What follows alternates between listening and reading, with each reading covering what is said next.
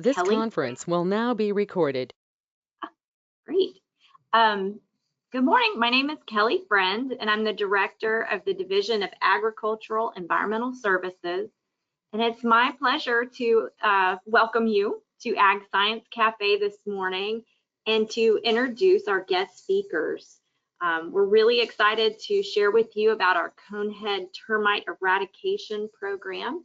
And our speakers today are the experts on the matter. So let me introduce Sue Alspach, who's been working on the Conehead Termite Eradication Program since 2011. The first few years were helping with surveys and treatments while working with the Division of Plant Industry. Sue became the full-time program field coordinator for our division, the Division of Agricultural Environmental Services, in late 2014. She has a Bachelor's of Science in Biological Science, and her experience before joining the FDAC team included project application in agriculture, wetlands, and Everglades restoration. Also joining us is Katie Ten, who's been with the department as a field entomologist for the Conehead Termite Program since December of 2016. Katie has a master's degree in entomology from Penn State and a bachelor's degree in biology from Kalamazoo College. Her background includes pollinator conservation, organic agriculture, and the environmental education coordination. We are so happy to have you guys with us today. And Sue, Katie, I will turn it over to you.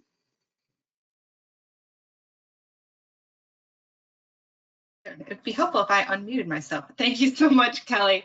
I really appreciate it. And I really appreciate everyone this morning for joining us to learn a little bit about the Conehead Termite Eradication Program that we are conducting here in the state of Florida. So we'll just get started. Next slide, please. So just a little summary about what we're going to be talking about here today. We have a couple of main goals for this presentation, and the first is to introduce everyone to what a conehead termite is, a little bit about its background, its biology. We're going to give you an update on conehead termites here in the state of Florida and what everything is happening in the 2022 world.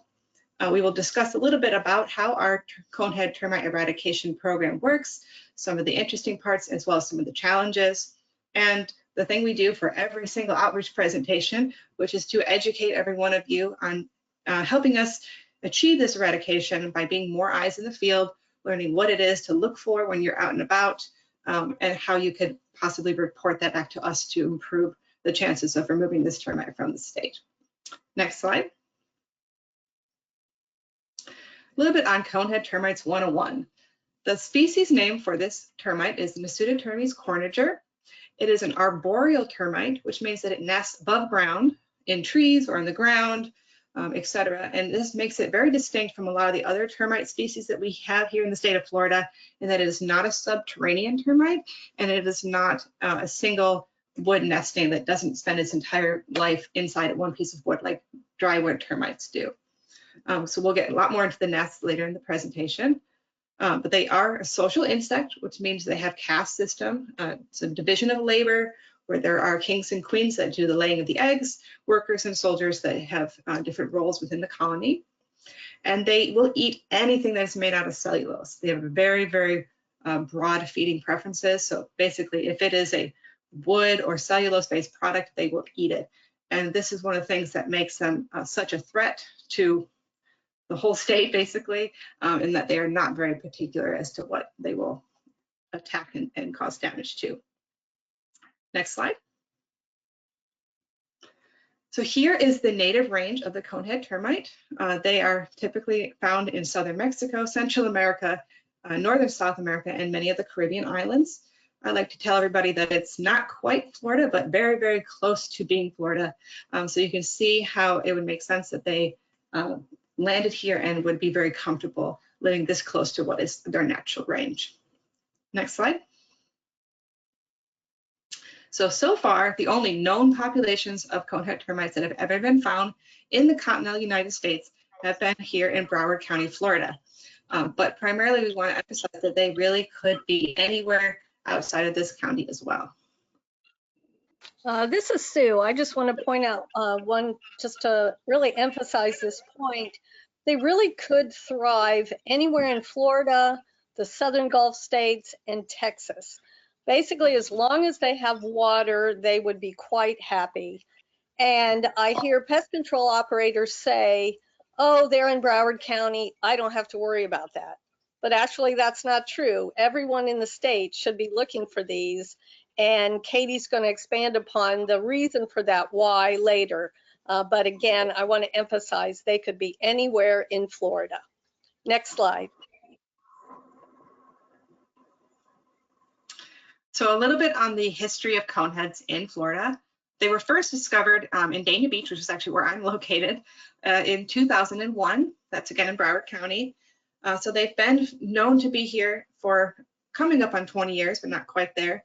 But the official FDAX program officially began in 2012, as mentioned in the introduction when Sue came over to be our full-time program coordinator for the eradication. So a lot of the numbers and dates that you'll see in this presentation are based off of that 2012 beginning date. It is believed that they were introduced most likely to the area from an infested private boat that docked here at Dania Beach Marina, and then the termites came off the boat and settled onto the land in that area. And that is one of the common questions that we have. We often receive from the audience is saying, well, how did they get here? Likely from one of the islands that they are native to. Next slide. So one of the really unique things about this species that is different for definitely all the termites you'll find in the state of Florida, but also for most termites across the globe, is that this species has multiple reproductives, meaning that for each colony, there is many kings and queens that are all actively laying eggs and that are reproducing. So this means that they can grow very, very fast because there's not just one egg producing queen, there are sometimes dozens of them. So both of the images on the screen are some queens and kings, each from an individual nest that we collected here in the county.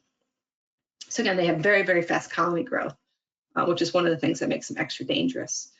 They can expand in the area in two main ways. One is through swarming, where they'll produce in the spring, like all termite species, winged swarmers or alates, and they will fly off and found new colonies with each other.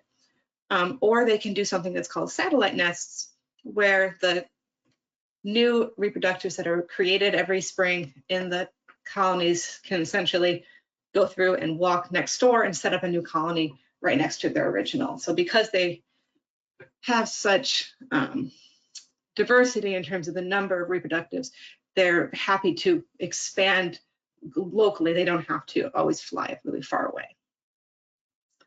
Next slide. So here's a really good example of a current active site to show you how fast a colony can grow. This is the same tree, it's a sea grape tree that we found in July of 2021. And then here's that same nest again 6 months later. We just treated this in January, but as you can see, we say this is at least 5 times growth in a period of 6 months. And that nest on the right-hand side is solid termites. So we just treated that a few weeks ago, but it really shows you how quickly they can expand in the environment. Next slide. Okay, so what do they look like? Here's an image that shows you the different cast for the conehead termite. On the left-hand side is the soldier. The soldiers get their name from these very distinct conehead shapes. That is where the name conehead termite comes from. It is teardrop, it is dark, it is hard, and it is very distinct. The center shows you some of the swarmer alates, as well as the nymphs, which are just immature versions of the winged adults. And then on the right-hand side is a worker termite. And most worker termites from all different species look very similar. So when you're identifying a species, you always look at the soldier cast or occasionally the winged swarmers. Next slide. So here again is images of the conehead soldiers. As you see, they do not have large mandibles. They actually have very reduced, almost non-existent mandibles for this species, which means that for their protection for the soldier defense, they actually spray their enemies with a pine sap-like chemical that shoots out of their top of their head. And it's supposed to be pine smelling, although we always say that we don't smell it when we're dealing with them, although some people do say that it smells like pine. Next slide. So here's just a sort of comparison. For example, on the left is the conehead termite, and then the two in the center are some other species that we have here in Florida. There is the Formosan termite, which is another invasive species, and the eastern subterranean termite, which is one of our natives. But you can see the large mandibles sticking out of the front of these soldier heads in comparison to the conehead shape of the conehead termite. And these termites are so small that with the bare eye, people have often mistaken the dark brown mandibles for coneheads. I've had several calls from homeowners claiming they have conehead termites, and they tell me, no, I see the brown head. And when I get there, they're usually Formosans. And again, what they're seeing is the mandibles. Next slide. Next slide, please. So here is an example, though, of the real life size comparison of the species. So that is my thumb for reference. They are really quite small. The swarmers are a little bit larger, but the actual workers and soldiers can be very hard to see. And as Sue mentioned, sometimes can be tricky to identify at that level what you're really looking at. And so this is why we emphasize focusing primarily on some of the other aspects of their biology when we're out searching, and we'll get into that more later. Next slide. Okay, so real quick, we're going to get back to a little bit of the swarmers. These are the winged reproductives, the ones that are produced every spring that go off and found the new colonies that I mentioned. They're also known as alates. What makes this unique for the state of Florida is that the conehead termite swarmers have these dark charcoal colored wings. Next slide. And so here's a comparison slide showing you a Formosan termite on the left versus a conehead termite wings on the right. We can see the Formosan have these sort of clear, lightly honey-colored wings versus the distinct charcoal-covered gray wings of the conehead. And if you ever see anything like that at your house or on any traps that you may be setting, please definitely let us know. That's one of the things that we tell people to look out for. Next slide. So one of the common questions that we always interact with, any termite biologist will tell you, is people say, okay, I've seen this flying insect. Is it ants that are swarming in my neighborhood, or are they termites? And so here's just a couple of quick things that anyone can look at to determine if it's a termite or an ant. And this is true for all species, not just for conehead termites. And that is primarily if you look at both the waist and the wings. So termites do not have a narrow, skinny waist between the abdomen and the thorax. They kind of look like one big cylinder or one big oval. And they also have 4 equal-sized wings, whereas ants, as well as bees and wasps, will all have larger forewings and shorter hind wings, and then they will all have this skinny waist. So if you're looking at something and there's a little waist on it, likely it's an ant that you're seeing, not a termite. Next slide. Okay, so why should we care? What are the things that make us primarily concerned about conehead termites in our environment? And that is because they are pests of pretty much anything. They are pests of agriculture, pests of natural areas, and pests of structures. Next slide. So for the Department of Agriculture specifically, what is it that we are concerned about for the conehead termites? So based on what they impact in their native range, the parts of Florida agriculture at risk that we are concerned about include our fruit groves, our plant nurseries, some of our tree farms, and even the sugarcane fields, where they have been known to attack maturing sugarcane in their native range. So some of the potential expenses and impacts might be additional pesticide use, yield loss in these areas due to tree damage, and even some export-import restrictions to areas where the pest does not occur if the conehead were to spread into our agriculture. Next slide. In terms of natural areas, here are some of the impacts and concerns that we're worried about if coneheads were to spread into our natural areas. These include things like weakening tree structure. So conehead termites, like all termites, only consume dead wood, but in a living tree, the whole center heartwood is all dead wood. So they can come in and consume the center of a tree, which would weaken the overall structure and make it more likely to fall in a storm. The quantity of conehead termites in an environment could rapidly change the decomposition structure of that whole ecosystem, including removing habitat for other species like birds or bats, and could even alter the carbon cycle. And there has been some link to increased disease presence in mangrove systems in their native range due to the presence of conehead termites. So we're at a potential link for spreading disease as well. So some of the areas in Florida that we're concerned about if these were to invade, and more broadly, would be including our state parks, our wildlife management areas, and the Everglades, which are very close to us here in Broward County. Next slide.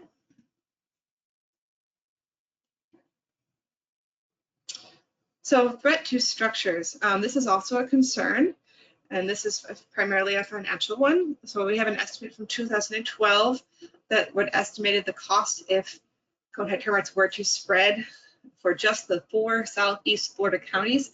It could be upwards of $460 million a year. And again, that's 2012 dollars. But that number does not include any of the other 63 Florida counties or other southern states where it could survive. And it does not include any costs to repair the structural damage. So given that they will consume anything made out of wood, whether it's your tree or your house lumber, is definitely something to be concerned about.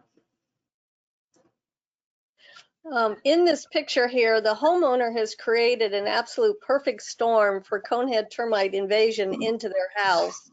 They had laid a bag of mulch up against the edge of the house, up against the wall. Coneheads were in the environment around the house. They found their way into the mulch bag, got tired of eating that, decided they were going to go see what was indoors, built a tunnel going up into the window and moved indoors. So again, this is what you don't want to do, is create an environment that brings termites into your home. Next slide. Okay, so why eradication? So what is it about this species, as opposed to something that is commonly asked, such as the Formosan subterranean termite?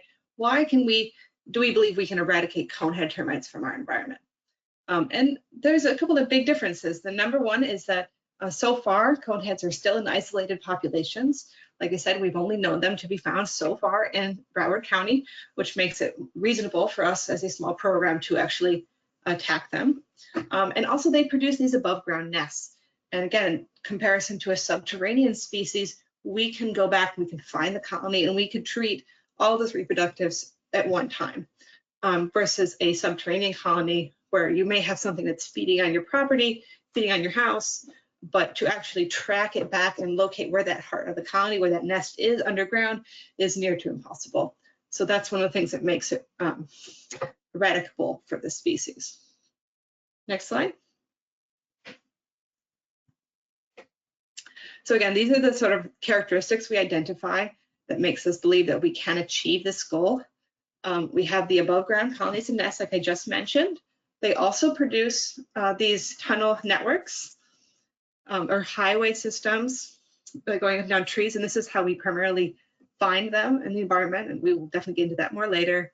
And then as well, they have these very charismatic soldiers, which make identification easier, given that if you see anything that has this cone head shape, you know that you are looking at the correct species. So these all work to our advantage for our program. Next slide. Okay, so with those advantages come some challenges as well. And the primary challenge that we deal with is human transport. So the above ground nests mean that we can find them, we can treat them, but it also means that if they're, for example, living in a pile of railroad timbers, as is shown in this picture, it is very possible for somebody to pick up those railroad timbers, put them in your truck and drive them far away. And this is a real life example of something that has happened since our program has been going on. So some of the ways that we are primarily concerned about human transport of conehead termites are in things such as bulk trash pickup, green waste disposal, anything with landscape nursery companies. They're moving trees around, and even power line clearing operations. So this particular pile of timbers was lying on a property that was known to be infested that we discovered in Dania Beach. And then a few weeks later, we came back and noticed that that pile of timbers was missing. And we were able to track back where it went and who got gifted those landscape timbers. And then when we reached the new spot, the coneheads had already left that pile and infested not only that property, but a neighbor property. And that was only over the course of a few weeks. So it's definitely something that we pay close attention to with our program. Next slide. So here is a map, a close-up map of Eastern Broward County. It shows the 3 cities that we have known to be infested over the most of our program. So next animations here. So Dania Beach to Davie was that railroad tie situation that I just mentioned a second ago. We know that it was picked up by whom and at what time, and how that infestation occurred. Next. But the distance here between Dania Beach and Pompano Beach was a little bit more interesting to us. This was a 13-mile span, and we know that it's definitely too far for them to fly. And so we presume that this was also human transport, but we didn't have a way to go back to say what it actually was. It's okay, you can, next slide here. So we were able to conduct some genetic analysis with the help of our science advisor, Dr. Barbara Thorne, who works closely with our program.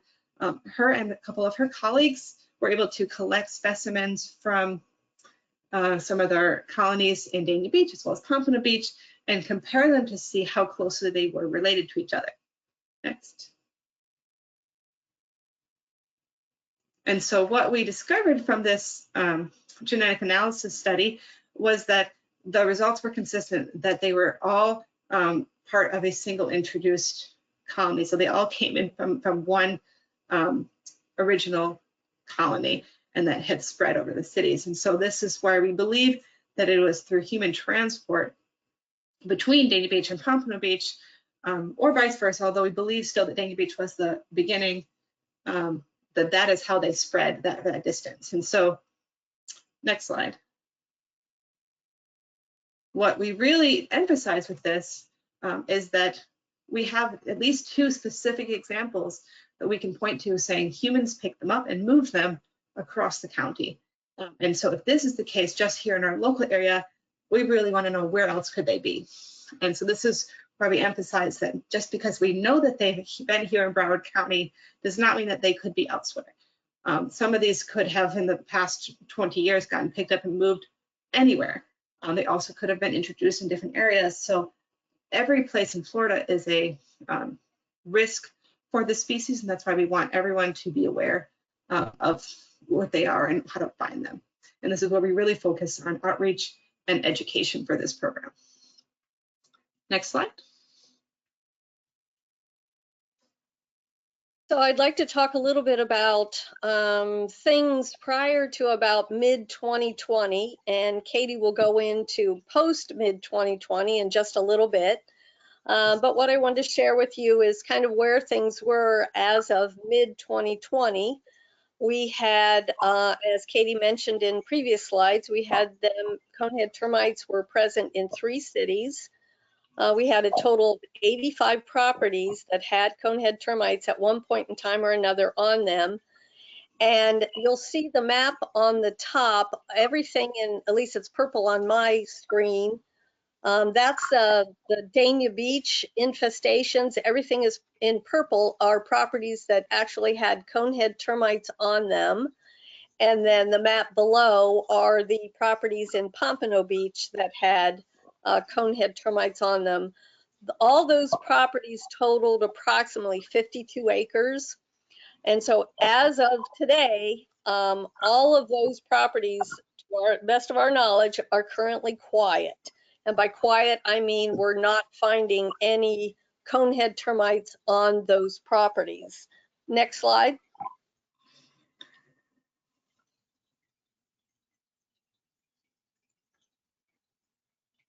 Next slide, please. Okay, so I just want to share, we're particularly proud of the successes we have had. So I wanted to share some of those with you. This is a graph of our successes in Dania Beach. We have had a total of 70 properties in Dania Beach that have had conehead termites on them at some point in time. Now, if you look at the column on the left, 65 of those 70 properties have been quiet for greater than 5 years. Now I've got a little red dashed line in there at 45, and that is to show you that 45 of those 65 have been quiet for more than 8 years. So that's, really good success when we are able to, shut them down basically for such a long period of time. The middle column shows you 4 have been active within the last 3 to 5 years, and we've only had 1 active within, and now it's been more like 3.5 years. But the last time we saw any alive conehead termites on those 70 properties was in August of 2018. So again, we're approaching 4 years for Dania Beach. So I do want to point out, though, they are not yet eradicated. Just because we are not seeing activity on some of those properties for 8 years, it does not necessarily mean they're eradicated. And that's due to their biology, where young colonies can hide for quite a few years before they start building the visible tunnels and nests. So we have to continue monitoring all of these properties for a few more years before we're comfortable that we have achieved eradication. Next slide. Okay, so here's Pompano. We have fewer properties on Pompano, but don't let that, that doesn't really mean anything, because some of these properties are quite huge. It's a more industrial area with really big properties. Pompano, we've had a total of 13 positive properties. And as you'll see in the far right, we've only one property has been active in the last year, and that was in September 2020. But 8 properties have been quiet for over 4 years. And again, I want to just emphasize, it again does not mean they're eradicated. Next slide. So I just want to kind of go back over that we have successfully proven that our treatments work and that we can remove conehead termites from heavily infested areas. And I want to make sure you understand what some of these properties look like. We had a 4-acre property up in Pompano that was solid Brazilian pepper, old Brazilian pepper. It took us days to create the tunnels to where we could even get through the property to see what it looked like with, loppers, and heavily infested. And we had another property in Dania Beach, a wetland that was just, the conehead termites were just dripping off of every single tree, every single branch. And we've been able to control them on both of those properties. So, and I also want to emphasize that nowhere else in the whole world has a wide-scale eradication program for conehead termites taken place. So our program has developed this protocol. We've changed it depending on different things we see in the field. And we've gotten an article published in the Journal of Integrated Pest Management that summarizes our program. So we're trying to share it with the world just in case they end up infesting in another state or another country in the world. Next slide. So thank you, Sue. So yes, the summary was we were feeling super positive about the status of our eradication program. Next. And then in October 2020, this happened. Next, there you go. This is an actual screenshot of a Facebook post that was discovered and posted on a global entomology site. So this isn't even just US, this was a global Facebook group. And this interested constituent said, curious, what type of nest is this? Dania Beach, Florida, USA. It's in a stand of mangrove trees. And to say that this little Facebook post changed the direction of our program is definitely an understatement for the moment. Very fortunate for us that not only is Sue's husband a member of this Facebook group, but so is some of our friends over at University of Florida IFAS. And so both Sue and I, within hours of this post, were alerted to its presence, and we're very quickly getting boots on the ground in this area to find out where it was and figure out what was happening. I think Sue told me earlier that she thinks within an hour of being posted that her husband showed it to her. So it was a very busy weekend for us in October of 2020. Next slide. So once we found that and figured out what was going on, we very quickly discovered where it was and confirmed that it was in fact Conehead termites. So here is a map that Sue showed you earlier of the previous infestation in Dania Beach. The purple properties again are the areas that had Conehead termites we've been working with, and the yellow border is the quarter-mile boundary zone that had previously delineated the extent of our survey area. We'd always worked on the fact that quarter-mile was a reasonable estimate of their flight distance and would therefore be a good area for us to focus our surveying efforts, considering we have a two-person program. But as you can see, the red squares in this map is the discovery from 2020 that is just outside of that quarter-mile boundary. And while we can't ever say whether it was introduced there from human transport or from flight, it definitely made us reconsider our quarter-mile boundary zone. And I just wanted to point out, I wish I could use my pointer, but just below that red rectangle, you'll see what's called the Dania Cutoff Canal. And then just on the other side of that canal is some vegetation all along the edge of that canal. We had surveyed that vegetation numerous times, never finding any conehead termites. Little did we know that right across that canal was a huge infestation in a mangrove wetland. Next slide. So this is by emphasizing the importance of everyone paying attention and, sharing what they're discovering. So after this discovery, we called it Area 8, and that is just based on the number of times basically new areas have been found since our program began.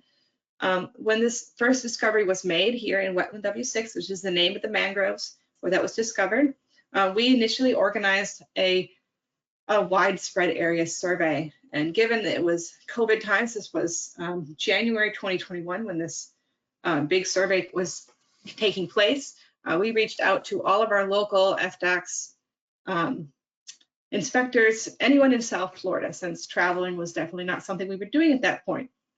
And so we were very fortunate to get some amazing volunteers from all different divisions, and we organized an area survey, in this case going out half a mile, to look for any other infested properties that we had not previously surveyed. As a result of this, we found 5 total sites in our Area 8, which cover 10 infested acres. And this includes our mangrove mitigation property, 1 building plus a shed, several overgrown tree-lined canal edges, and even a patch of commercial parking lot trees. And this really just emphasizes the fact that they can be anywhere. They will set up camp in wherever they find the right habitat, which is essentially food and a little bit of moisture. They are really not picky as to where they land. Next slide. So this is a map of our treatment, the number of nests that were treated in that wetland W6, that mangrove mitigation property in 2021, April. This really just shows you the density of nests that we discovered on this property. So last spring, we treated 88 nests in this 5 acres, and we are still treating them today, although it's much less dense compared to last year. But a lot of these nests were very large. So if you can kind of see the table at the bottom, 22 of the 88 were greater than twice the size of the basketball. So it really was a very, very heavily infested property. And that is true for a lot of the different properties that we are interacting with right now in Area 8. So all 5 of these properties come with their own unique challenges. And we're going to share a couple of those with you. This includes, next slide, The fact that the big one that we're dealing with is a protective mangrove wetland. And this brings a lot of challenges to us. It brings regulatory issues. Consider that as a mitigation property for Broward County, for the aviation department. Because it's protected mangroves, we are not allowed to trim any of the trees. We can't even use our loppers to get in and help make paths. We cannot bring heavy equipment in there. The water and the protected habitat makes our pesticide treatment protocols very challenging, if not impossible. And so this has brought a lot of new challenges to our program in the last year and a half. Next slide. It also comes with a water and mud aspect, where in contrast, a lot of the properties that we had been working with previously were a lot of residentials or commercial urban spaces, warehouse yards. We are now trudging through mud and dealing with tides. So one of the things that we never had to carry around, but we now carry around on a daily basis, are tide charts to know when we can actually get into the center of this mangrove and when the water is just too high for us to go without hip waders, and we have yet to purchase ourselves any hip waders. Next slide. One of the other interesting challenges is that the conehead termites in their native range can build their nests anywhere, and that includes often very high up in trees. We have been very fortunate so far in our program that the group of coneheads that came to Broward County have primarily liked to nest on the ground or very close to the ground. So we haven't had to deal with too many high up nests, but that is becoming less of the case here in Wetland W6. So this is a nest that is pointed there with the red arrow at the top of the screen, and that is easily 15 feet up in the air. You can see our contractor on the top of that ladder there. It's probably about 6 feet tall to begin with, and that was a challenge, and it's continued to be a challenge for us to get to some of these nests, although we did manage to make that one work. Next slide. Some of the other things that we are currently dealing with on a day-to-day basis for some of these properties include things like traffic.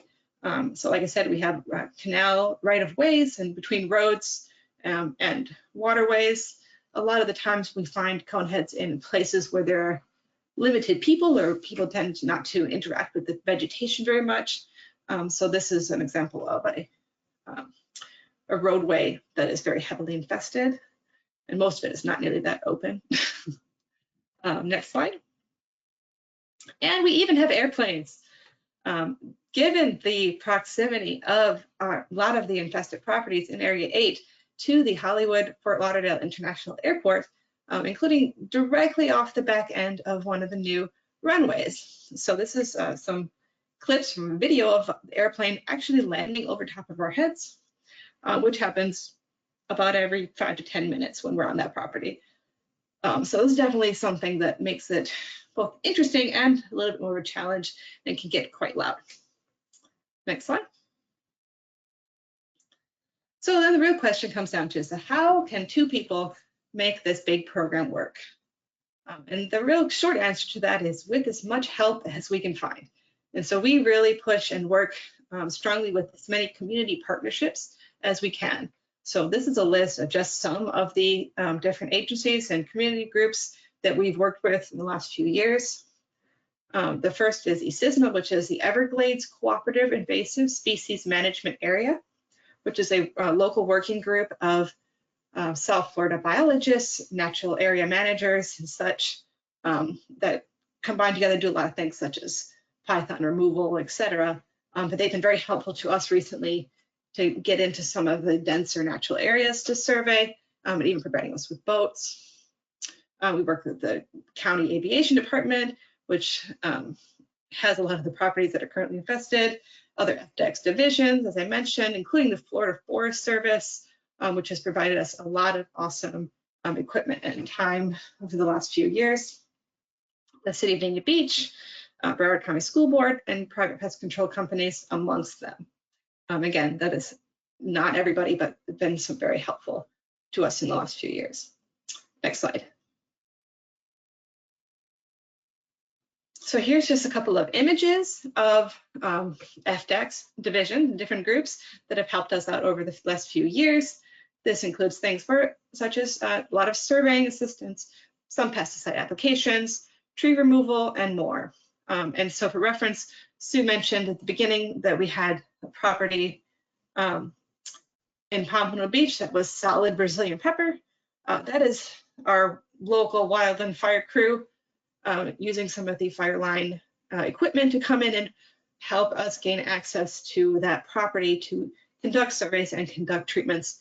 And with their support, plus other support we got afterwards, we were able to really get a hand on that. And for reference, I couldn't stand up where those guys are in that photo a few hours prior to that photo being taken. So it was very, very helpful.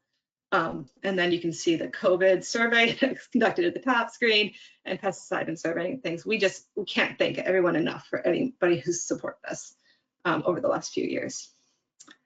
Next slide. And it's just a couple other recent groups that we've worked with. Here on the left is our boat survey that was conducted last fall.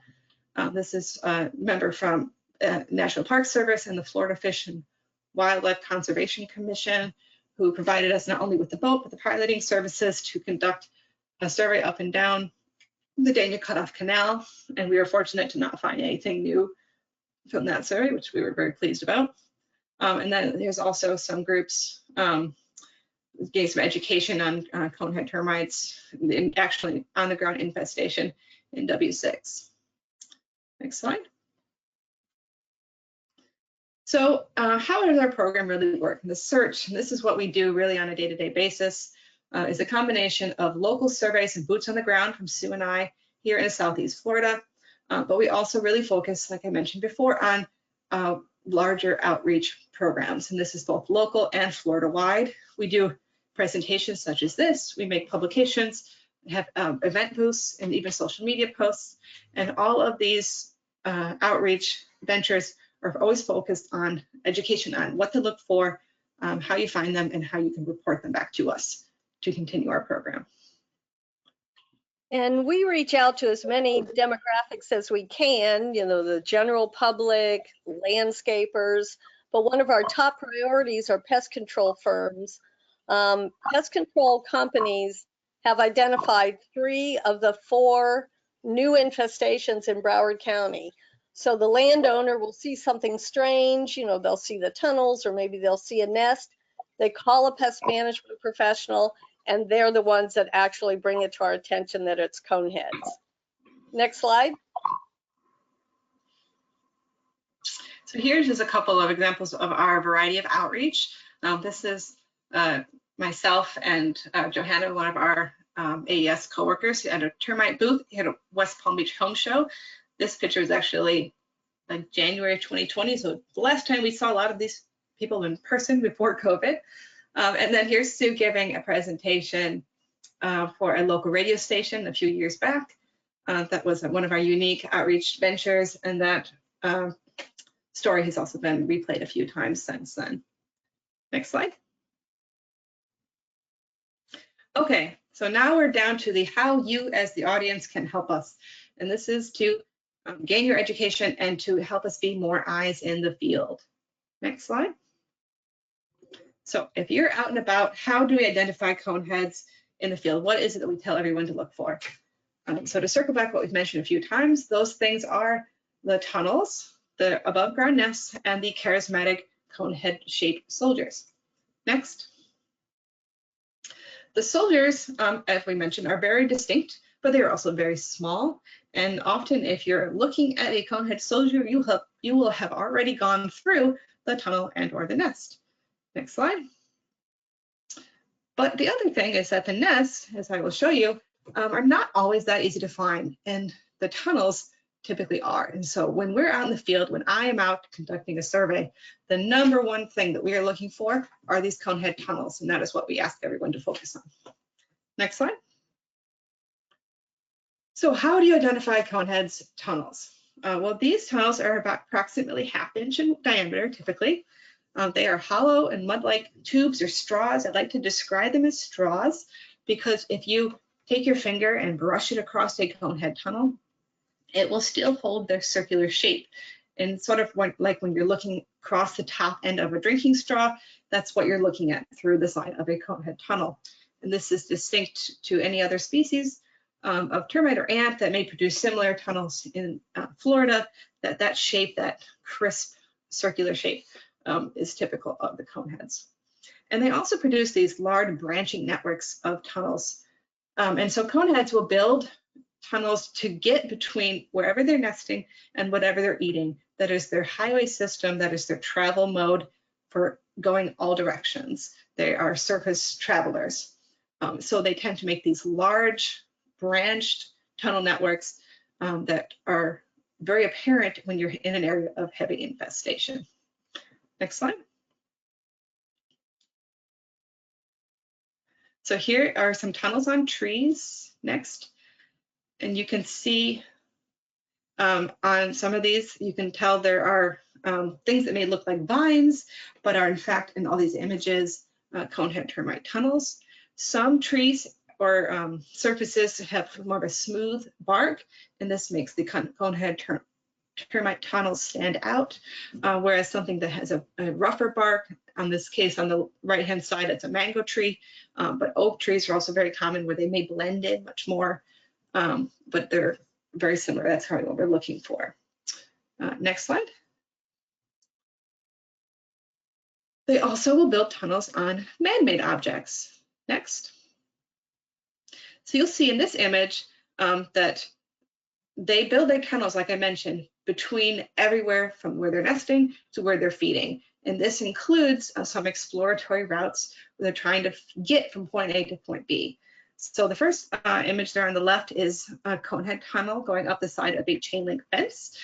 They are not eating that chain link fence. They are just using it as a bridge to get from point A to point B, but definitely something that stands out.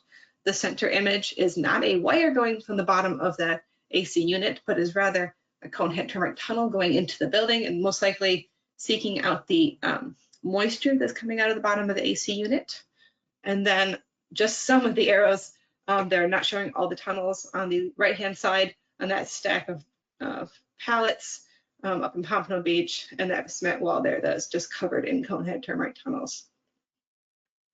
And though that pile of pallets was sitting there waiting on the pallet recycler to come and pick it up and take it off the property. So that just shows you how easy these things can be transported to new locations. If in fact we would not have caught this in time, who knows where all these pallets would have ended up. Next slide.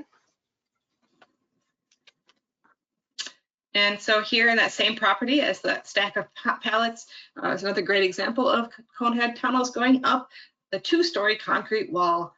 So we believe these are likely just exploratory tunnels, but we're never going to be sure. But it really shows that they will build tunnels on anything. It does not have to be a wooden structure. Next slide. And then here is the interior of the tunnels showing the actual termites going up and down their little highway system. We have a single tunnel on the left, and then on the right-hand side in our mangrove now is what we call a super highway. And this is essentially just a bunch of tunnels where they built on top of each other. But you can see how many termites are going up in that one. I just cracked it open with my finger. So that's what you would see if you were seeing an active infestation of conehead termites. Next slide. They also do covered feeding sites, whereas when they're actually reaching something that they're eating, in this case, the dead center wood on the ends of these trees where they've been cut, or the wheelbarrow handle on the right-hand side, they really like tool handles. They cover all of that feeding site with tunnel material to protect themselves from predators. Next slide. Okay, so now we're going to get a little bit more into the specifics of conehead nests. Coneheads build nests out of globular carton. It's a termite building material. It is very similar in texture to like a cardboard, and the surface of the nest is dark brown with a bumpy texture. And these carton nests harden with age. So if you were to find a new, fresh conehead nest, you could basically take your finger and push right into it versus an older nest that's been around for a few years. I've personally witnessed one that I couldn't stomp on up and down and break through, and our science advisor has told me that in the native range, they can get so hard that you can't break through them with a sledgehammer. And it's almost like a concrete. Once they build it up over time, and it gets to harden. So this is something that is really unique for the species. They can be located almost anywhere, but are most often found, like I said, on trees, including trunks or branches or at the very base of the trees. We've also found them on open ground or even hidden in debris piles. Next. So sometimes nests can be easy to locate. And these are a couple of examples of nests that I would qualify as easy. At the base of an oak tree, up in a mangrove roots, or on the far right is a Brazilian pepper tree. These are all ones that I'm thinking if you're out for a walk in the woods, you might see that and go, huh, what is that? And it might draw your attention. Next slide.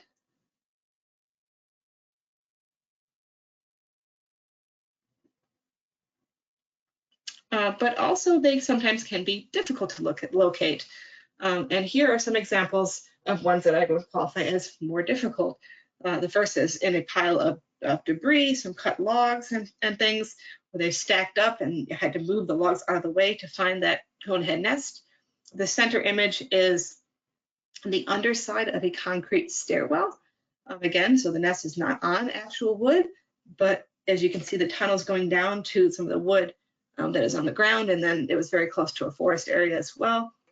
And that last slide on the right is a nest that is kind of below ground, but is really at the surface level in the root ball of a stable palmetto tree. And that's one that you didn't almost find. I didn't almost find it until I stepped on it. And so these are all examples of things that, even though we are the experts in hunting down the nests, they cannot always be found super easily. And for this reason is why we always tell people to really focus on searching for tunnels, because you will find tunnels in these environments, even if you can't find the nest that easily. I just want to take a minute here because this is a perfect example of Katie 10's surveying skills. These are 3 examples of where I think a lot of people would have missed all 3 of these nests. But I learned a long time ago that if there's a conehead termite on a property, Katie will find it. Next slide, please. Thanks, Sue. Here's a couple of examples of conehead nests that have been found in structures. And again, for reference, every photo in this entire presentation is from Broward County. So these are both Broward County properties that were infested, an abandoned house. And the utility room, I think, is actually on that property with the concrete wall going up the 2 stories. Next slide. Here are a couple examples of nests at the base of trees, although these are not necessarily ones I would qualify as easy, as Sue will tell you. Yes, I just want to point out that the nest on the left, it wasn't nearly that visible when I first found it. It took me 15 minutes to clear away all of the vines that were in front of that nest before I could even take this picture. And we had to continue working away at those vines so that we could remove the nest. So again, they love to hide their nests. They love to hide their tunnels. And we really have to have our eyes open, and we have to be aware when we're out surveying for conehead termites. Next slide. And just to round out the fun places that we have found conehead nests, here's one of our favorites. This is a nest inside a boat wheel well of a boat trailer. I unfortunately was not around when they found this nest, but it's always been one of our favorites and makes for really good storytelling to really show you that they don't care where they nest. If they find a good spot, they'll set up camp there. Next slide. So what is the number 1 thing that we'd like everyone here to do? And that is primarily to spread the word, to please educate your friends, tell everybody you know about conehead termites, and let them know how to contact us. So we want you to report any possible sightings that you see, anything that seems suspicious, that reminds you of something you saw in this presentation. We would much rather receive dozens and dozens of hundreds of unsuccessful Conehead reports than to miss the 1 or 2 that could have been found and were not reported. So here is my email and Sue's email. We do this full time, and we'd be happy to respond to any questions. We also utilize the DPI helpline for the public, whereas if anybody calls that number, reports online, the helpline folks will route them back over to us to follow up. And also a good resource is the University of Florida IFAS office, probably statewide, but definitely down here in Davie, there is a wonderful termite research group of scientists, and they will also get you to us eventually. And please, if anybody would like more information or think it would benefit from us presenting to a specific group or providing outreach materials, let us know. And always there's a bunch of more information on our website if you just go to fdex.gov and search for Conehead. Next slide. And because we are so appreciative of people who find Conehead termites for us, we established the Conehead Termite Hall of Fame. So if anybody finds them in the future, you will get added to the Hall of Fame. And we hand out certificates to people just to give them a little bit of an impetus to keep your eyes open. So again, just help us eradicate Conehead termites. Please watch for them where you live, where you work, and play. Next slide. All right, thank you very much. And with that, I hope that you guys all learned a little bit about the species and about the program and where everything stands in the state of Florida, and we would be happy to take any questions. Thank you, Sue and Katie. That was wonderful. If anyone has any questions, if you want to put them in the chat, we're happy to share. And I think we have just a couple minutes left. Well, Sue, Katie, I have one for you. What is one of the most memorable finds that you guys, I know we saw the tire of the boat trailer, but any very memorable finds for you guys? Katie, do you mind if I take this one real quick? Go for it, Sue. Okay, so Katie was pretty new in the program. It was maybe a month into her tenure. We were surveying the overgrown bus terminal. We had lost vision of each other because you couldn't travel too far without losing each other. All of us, and Katie had not yet found a big nest. All of a sudden I hear Katie yell, "Holy cow!" And sure enough, I crawled my way through the vegetation to find her. And sure enough, here's this huge nest. In fact, we have a picture of it in one of the slides. But anyway, it's just really funny that we now call that the Holy Cow Nest. And it was just such a cute introduction to Katie's first find of a huge nest. Yeah, I love it. What a great story. We do have one question in the chat. Where exactly in Pompano Beach were the sites that you found? So Pompano Beach sites have been in what part of the industrial area, I guess I would qualify, of Pompano. I don't know where to describe it exactly. It's right near the intersection of Copans and Powerline. It's on the southwest side of Copans and Powerline. And it's centered around what used to be a trash transfer station. So that's why it's one of our theories that we believe that they were transferred in bulk trash to get to that area. Great. Here's another good question. Any usage of drones for searching for nests in trees? We have considered that. I think especially recently, people have suggested that to us a couple of times. I think primarily our concern with drones is that to get close enough to really see what we were looking for, it would be quite dangerous for the drones because the tunnels, while they're very visible if you're walking through, can be pretty small from far away. So I don't think practically the drones work so super well in most of our locations. And our other concern is all of these new properties are in close proximity to the Hollywood International Airport. And I'm not really sure they would smile upon us using drones so close to the runways. But we've been thinking about it. We may be able to use it in the future, but we appreciate people bringing it up. Mhm. Great. Well, I don't see any additional questions. Thank you both very much for your time and sharing the story and maybe educating a few more conehead hunters out there. And we hope everyone will join us again next month for Ag Science Cafe. Hope you have a good morning. Thank you, everyone. Bye, guys.